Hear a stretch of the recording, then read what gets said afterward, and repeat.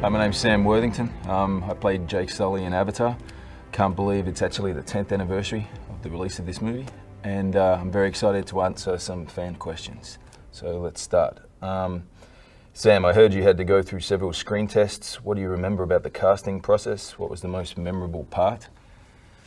I remember it was very long. It took well over a year of several auditions along the way, but I didn't look at them as auditions.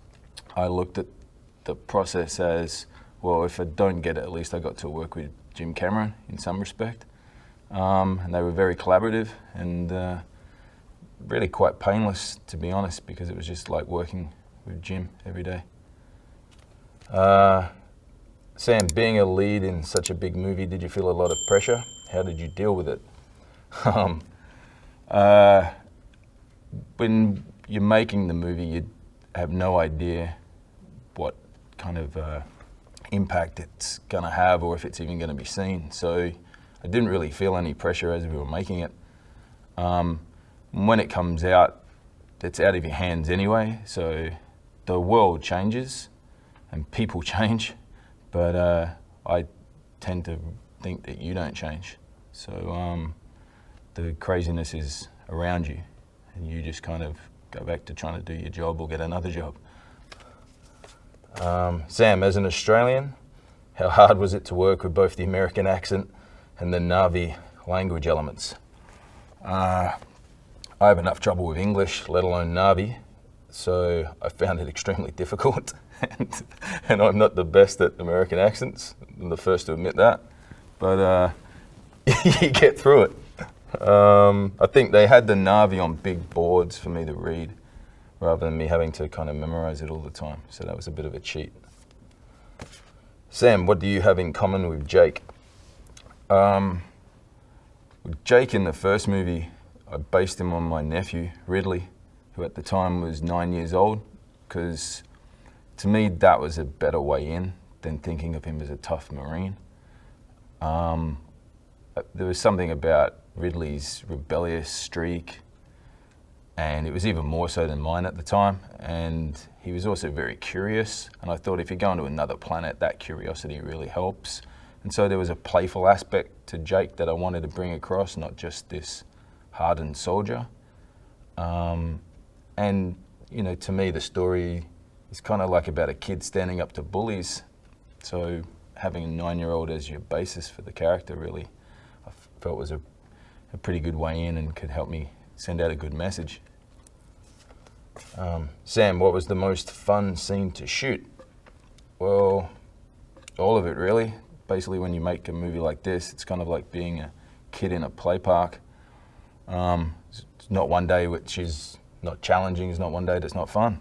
So I found every single day of it fun, all 100 million months of shooting. Were you forced to prepare differently for your scenes as a human and your scenes as an avatar? No. The essence of Jake is basically the same. He's a guy that overlooks, you know, any challenge, takes on any challenge quite easily. Doesn't matter if he's in a wheelchair or if he's 9 foot tall and blue, you know, surrounded by a society he doesn't understand. It was always just about that philosophy, just driving forward no matter what. What was it like working with James Cameron? Jim's the best. That's it, simple as that. He's very collaborative, he cares, which is very rare sometimes in this industry. He cares very deeply about every single section, every single person, every single nuance of your character, every single detail. That's what makes him a great director. What kind of training did you have to do for the part? Well, we all did lots of training. We all did a lot of Na'vi training with the bows and arrows, knife fighting, stick fighting, lots of fighting. And that was basically, that's the easy part. They're the mechanics of these type of movies where you just get to learn a lot of set of skills and then put them into play, and then the tough stuff the stunt guys do. But to me, that it was more about how the mindset of these people, like they're a survivalist kind of tribe, And so my kind of training was done on the spot, like Jake's training is done throughout the movie. So some days I would go in blind and just enjoy the process of what I was learning that day from, say, Natiri or whoever else was in the scene with me. What was it like to see your character in the film for the first time?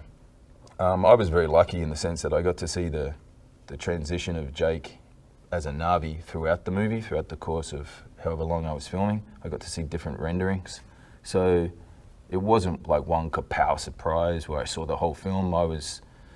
Jim was very nice to invite us in and keep us fully in that process of the development of the world and the technical aspects of how your performance is captured. So I never got a wow moment. I was more just intrigued at how they were doing it.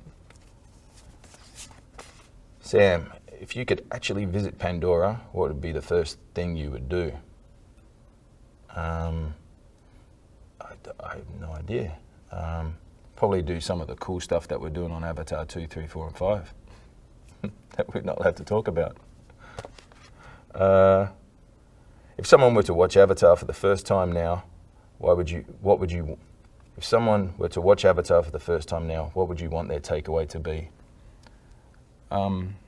I always thought of Avatar as a movie about finding your place in the world.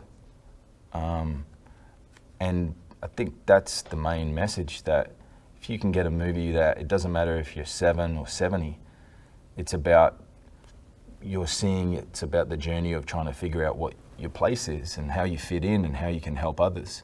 I think that's a great message. So hopefully that message still resonates 10 years after. And I think even more so now in a world where we're all kind of, struggling to survive a bit with the effects of climate change and things like that. I think Jim touched on them and knew that was going to only ramp up. And the Na'vi they're a tribe of people that are trying to keep their planet alive. And I think, even now, more so, that's way more prevalent.